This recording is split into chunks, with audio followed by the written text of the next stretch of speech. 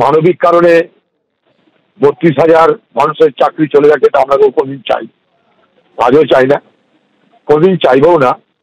কিন্তু তার পাশাপাশি যারা যোগ্য তাদের যদি বঞ্চিত হতে হয় তাহলে নিশ্চয়ই সেটা মানবিক কারণে খারাপ লাগবে।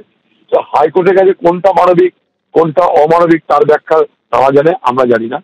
কিন্তু আমরা এটাও চাইবো যে দক্ষ যোগ্য যারা, তাদের কি অপরাধ, যে অপরাধ হাইকোর্টের চোখে পড়লো না, হাইকোর্ট তো রাজ্য সরকারকে বলতে হতো তাদেরকেও ব্যবস্থা করে দিতে হবে যেভাবেই হোক, তাহলে আমাদের ভালো লাগতো।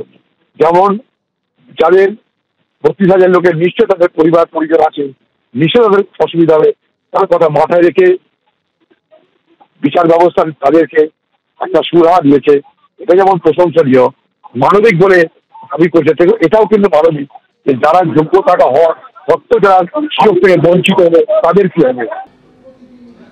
প্রাক্তন বিচারপতি অভিজিৎ গঙ্গোপাধ্যায়ের রায় খারিজ। প্রাথমিকে 32,000-এর চাকরি বহাল রাখলো কলকাতা হাইকোর্টের ডিভিশন বেঞ্চ। আর এই নিয়ে সরব হয়েছে তৃণমূল কংগ্রেস। অভিজিৎ গঙ্গোপাধ্যায়ের রায় যে পক্ষপাত দুষ্ট ছিল তা প্রমাণ হলো। ডিউ রেসপেক্ট, আমাদের অব্রতজ বাবু আমাদের লয়ার বলেন, with due respect to Indian judiciary system, আমরা সবাই বলতে বাধ্য হচ্ছি যে সিঙ্গেল জাজ বায়াস ছিলেন এবং সত্যি ছিলেন। ওনার কাছে যে রিট পিটিশনই যেত সেটাতেই আমাদের চাকরি যেত, সেটা সেই সময় মানুষ তাকে ভগবান বানিয়েছিল, কিন্তু সেই রায়ের উদ্দেশ্য প্রণোদিত সেটা তিনি নিজে প্রমাণ করে দিয়েছেন। আপনারা দেখলেন যে আজকের মহামান্য হাইকোর্টের এই রায় কার্যত বেআব্রু করে দিল সেই নেক্সাসকে, যে অতৃপ্ত প্রেতাত্মারা চেয়েছিল 32,000 পরিবারের চোখের জলের বিনিময় পলিটিক্যাল ডিভিডেন্ড কুড়োতে। যে রাজনৈতিক কাকচিল শকুনরা এতগুলো মানুষকে কাঁদিয়ে রাজনীতির ময়দানে ফায়দা লুটতে চেয়েছিল, আমরা দেখেছিলাম যে একজন বিচারপতি তার সিঙ্গেল বেঞ্চের রায়ে যে নির্দেশ এসেছিল, সেই বিচারপতি যখন পরবর্তীকালে সাংসদ হন এবং বিভিন্ন সময় তিনি সংবাদ মাধ্যমকেই জানিয়েছিলেন যে তিনি বিচারপতি থাকাকালীন বিজেপির সাথে তিনি যোগাযোগ রেখেছেন এবং বিজেপি তার সাথে যোগাযোগ রেখেছিল। আজকে তার রায় যে পক্ষপাতদুষ্ট ছিল শুধু তাই না, বিজেপিকে পলিটিক্যালি ডিভিডেন্ড পাইয়ে দেওয়ার জন্য সেই রায় ছিল। বাংলার হাজার হাজার ছাত্রছাত্রী শিক্ষক শিক্ষিকা চোখের জলের বিনিময় আজকে সেই রাজনৈতিক অতৃপ্ত প্রেতাত্মাদের আজকে কাঁদবার দিন। আর যে 32,000 প্রাইমারি শিক্ষক শিক্ষিকাকে চোখের জলে ফেলবার জন্য তারা পরিকল্পনা করেছিলেন, আজকে মহামান্য আদালতের রায় মাননীয় মুখ্যমন্ত্রীও বলেছেন যে আমরা আদালতের উপর ভরসা রাখি, আমরা আদালতকে সম্মান করি, বিচার ব্যবস্থাকে সম্মান করি।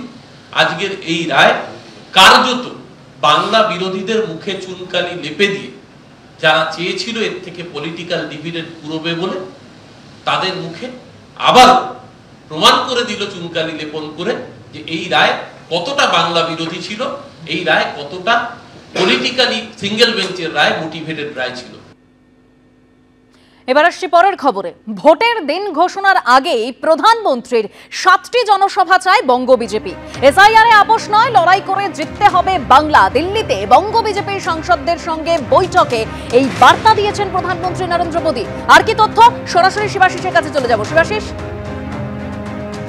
এখনো পর্যন্ত যেমনটা জানা যাচ্ছে, আমরা জানি আজ সকালেই দিল্লিতে বঙ্গ বিজেপি সাংসদদের সঙ্গে কিন্তু বৈঠক করেছেন প্রধানমন্ত্রী নরেন্দ্র মোদী এবং সেখানে প্রধানমন্ত্রী নরেন্দ্র মোদীর কাছে 7টি জনসভার জন্য আবেদন করা হয়েছে বঙ্গ বিজেপির তরফে। যে সময় সুকান্ত মজুমদার রাজ্য সভাপতি ছিলেন, চলতি বছরের 29শে মে আলিপুরদুয়ার থেকে মিশন বাংলার ডাক দিয়েছিলেন প্রধানমন্ত্রী নরেন্দ্র মোদী। এরপর আমরা দেখেছিলাম যে তিনি সভাটি করেছিলেন, সেই সময় তাকে 10টি সভা করতে অনুরোধ করা হয়েছিল। 3টি সভার পর বেশ কয়েক মাস প্রধানমন্ত্রী কিন্তু পশ্চিমবঙ্গে কোনো জনসভা করা হয়নি। বিহারের ভোট নিয়ে তিনি ব্যস্ত ছিলেন। বিহারের ভোট মিটে যাওয়ার পর এবার কিন্তু প্রধানমন্ত্রীকে সেই 7 সভা করার জন্য বঙ্গ বিজেপি ফের একবার অনুরোধ করেছে এবং যেমনটা জানা যাচ্ছে নির্বাচনী নির্ঘণ্ট বা এমসিসি লাগু হওয়ার আগেই প্রধানমন্ত্রী পশ্চিমবঙ্গে এই 7টি সভা করতে সম্মতি জানিয়েছেন। একদম শিবাশিস, সূত্রের যা খবর, ডিসেম্বরে রানাঘাটে প্রধানমন্ত্রীকে আনতে চায় বঙ্গ বিজেপি। ধন্যবাদ শিবাশিস। একদিকে যখন নয়াদিল্লিতে প্রধানমন্ত্রী নরেন্দ্র মোদীর বার্তা যে এসআইআর নিয়ে আপোষ নয়, লড়াই করে জিততে হবে, অন্যদিকে কেন্দ্রকে আক্রমণ করে মুখ্যমন্ত্রী মমতা বন্দ্যোপাধ্যায় তিনি বলছেন জোর করে বাংলা দখল করতে গেলে জরুরি অবস্থার মতো পরিস্থিতি তৈরি হবে। এই খবরের দিকে আমরা নজর রাখবো। সরাসরি এই মুহূর্তে চলে যাব নয়াদিল্লিতে সাংবাদিকদের মুখোমুখি বিরোধী দলনেতা। এটা আপনারা ইলেকশন কমিশন যে ডাটা দিয়েছে, আপনারা শামসেরগঞ্জ থেকে শুরু করে একাধিক মুসলিম সংখ্যাধিক্য বিধানসভায় এটা দেখবেন। যেমন ধরুন কোনো ভোটারের নাম হাফিজুল, তার বাবার অরিজিনাল নাম ছিল সিরাজুল, তার আরেকটা কারোর মফিজুলের নাম ধরে তার নাম এন্ট্রি করে দেওয়া হয়েছে। আইপ্যাক এবং তৃণমূলের গুন্ডারা এবং একটা ভালো অংশের